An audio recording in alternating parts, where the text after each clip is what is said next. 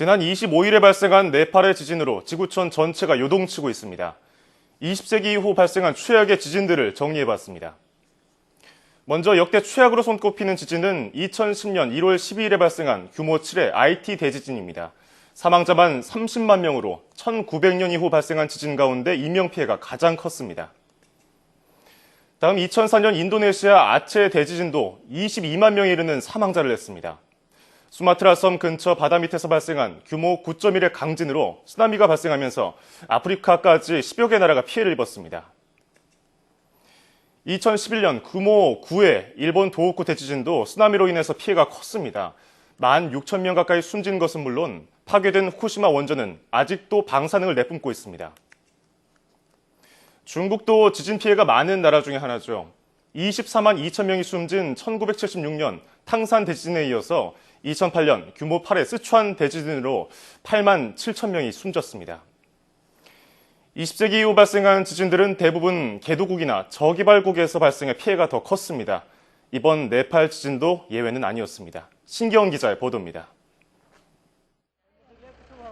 마을 전체는 콘크리트 더미로 변해버렸고 도로는 갈라져 두동강 났습니다. 구조대원들은 폐허로 변한 마을에서 생존자를 찾아 나섭니다. 공원은 부상자들로 인해 거대한 병원으로 변했습니다. 현지 시각으로 지난 25일 규모 7.8의 지진이 네팔의 수도 카트만두를 강타했습니다. घरमा रुममै बसिरहेको थिएँ टिभी हेरिरहेको थिएँ अनि एकचोटि त्यो खाडबाट कसैले उचाल्दै फाले जस्तो भयो अनि के भइरहेछ भने म एकचोटि बाहिर निस्किँदाखेरि त्यो भूकम्प आइरहेछ अनि उहाँबाट बाहिर निदाइरहेको 강력한 지진은 정확한 사상자 수조차 집계되지 않을 정도로 참담한 피해를 냈습니다. 진원의 깊이가 11km로 상대적으로 얕았다는 점도 피해가 커진 요인이었습니다.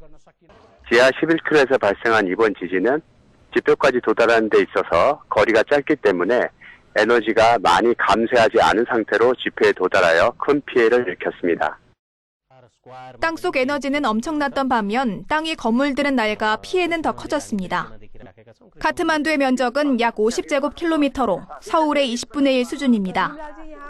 하지만 서울 인구의 4분의 1인 약 250만 명이 부실한 노후 건물에 밀집해 살고 있었습니다.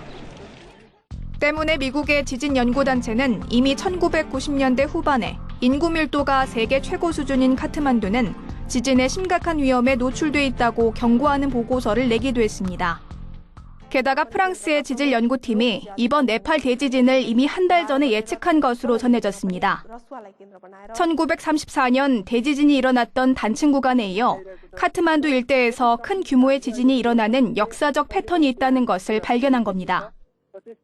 또 지진이 발생하기 불과 일주일 전 지진학자 50여 명이 카트만두에 모여 지진 피해를 줄이는 대책을 논의한 것으로 알려졌습니다.